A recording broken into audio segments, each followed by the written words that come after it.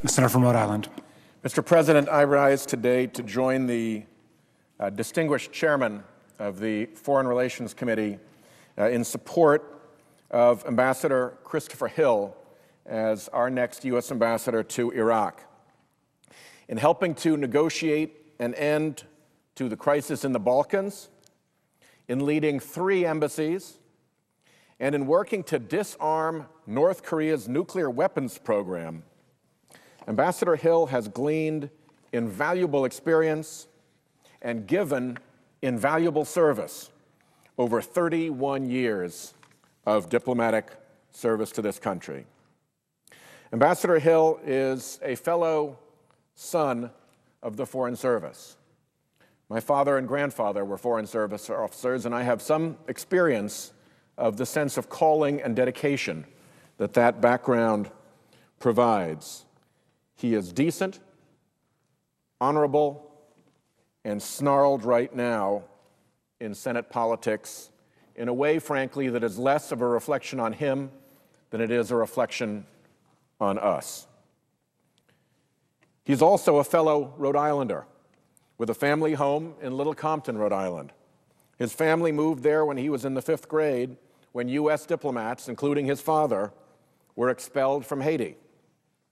He attended the Moses Brown Preparatory School in Providence and later returned to the Ocean State to attend the U.S. Naval War College.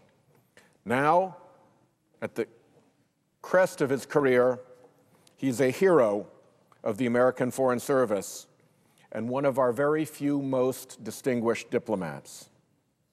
He has shown in his career a special talent for bringing together ethnically divided peoples, a skill that will obviously be critical in Iraq. When the Balkans erupted in ethnic conflict, Ambassador Hill was a central player on the Clinton team that forged the Dayton Accords, the peace settlement that ended the Bosnian War. In his book on the Dayton negotiations, Special Representative for Afghanistan and Pakistan, Ambassador Richard Holbrooke, described Hill as, I quote, brilliant, and I quote again, fearless, praising him for being both very cool and very passionate, and for his strong negotiating skills. These are the very traits we need in an ambassador to Iraq. Ambassador Hill served as ambassador to Macedonia during a troubled time and as a special envoy to war-torn Kosovo. He said of this conflict, like a lot of things in life, you've got to do everything you can do to be satisfied that you have left no stone unturned. I'm confident that he will bring the same tenacity to his position as U.S. Ambassador for Iraq. As ambassador to South Korea, Christopher Hill broke diplomatic precedent and charmed the South Korean people by repeatedly visiting hotbeds of anti-American sentiment, such as universities, where he engaged in open debate with audiences. He paid his respects at a memorial for thousands of civilians fired upon by a 1980s military government. No senior U.S. official had ever before visited this memorial, and he won the respect and trust of many through this simple yet momentous gesture.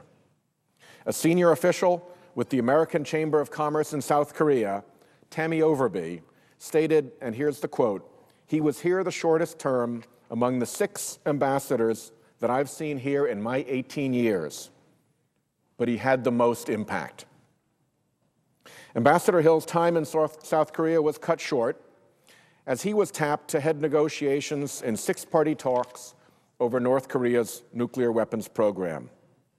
At a time of crisis, when the Bush administration had long ignored nuclear proliferation by North Korea, Ambassador Hill successfully brought China, Japan, South Korea, Russia, and other regional partners to the bargaining table. Though some of my Senate colleagues have criticized Ambassador Hill for negotiating with North Korea, his efforts there culminated in the dismantlement of the Pyongyang reactor, slowing North Korean nuclear proliferation and protecting U.S. and world security. Now, he is President Obama's nominee as ambassador to Iraq. Timing, as Senator Kerry has pointed out, is crucial, and the delay is perplexing. Let's look back to May 2005, when the Republican Majority Leader took to the floor to comment on the nominations of Miguel Estrada, Priscilla Owen, and Janice Rogers Brown to U.S. Courts of Appeal. He said then of the Senate Democratic minority, "For the first time in 214 years, they have changed the Senate's advise and consent responsibilities to advise and obstruct." Well, Mr. President, the shoe is on the other foot. My Republican colleagues are obstructing the nomination of our much-needed U.S. ambassador to Iraq. When in 2006, Kenneth Weinstein was nominated as the Assistant Attorney General for National Security, my colleague from Louisiana, Senator Vitter, came to the floor and stated, "Obstruction from the other side of the aisle, Mr. President, is impeding efforts to improve national security." He continued, "Democratic obstruction is impeding this effort to improve national security."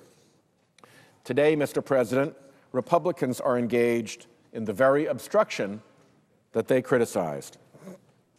In 2007, when Michael Mukasey was nominated as Attorney General, the Republican leader came here to state, "If our colleagues intentionally delay the nominee and hold him or her hostage, they will show the American people that their concern for the department was insincere.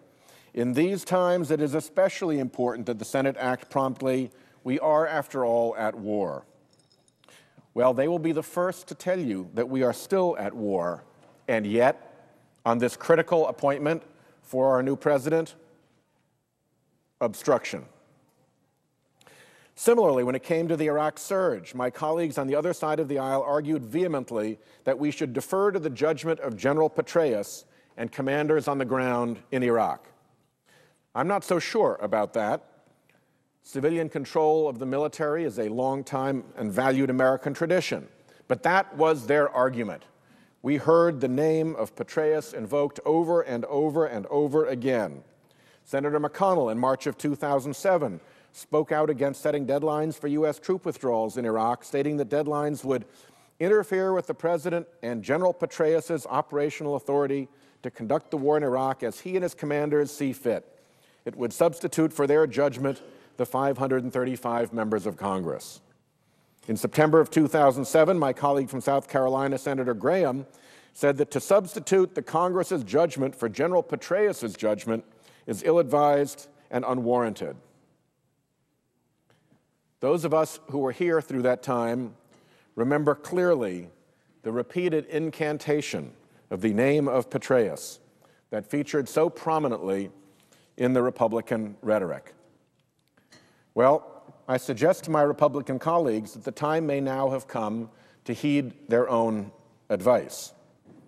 Last month, the U.S. military's chief spokesman, Jeff Morrell, stated Generals Odierno and Petraeus have come out very publicly and very forcefully in support of Ambassador Hill's nomination. I know they support it.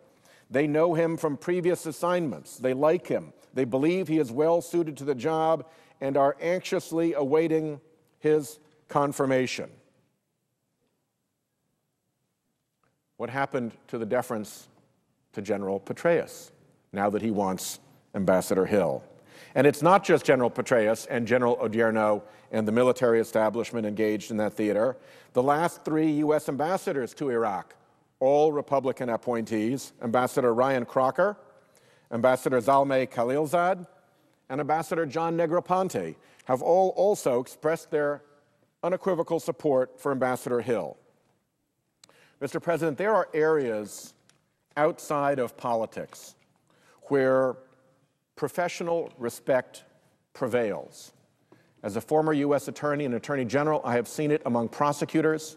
We saw it when prosecutors of both parties rallied around the Department of Justice when the Bush administration and Attorney General Gonzalez made their best efforts to ruin that great department. The same principle applies here. The politics of this chamber notwithstanding, the professional colleagues of Ambassador Hill know better. They know how good he is, and they know that we need him there.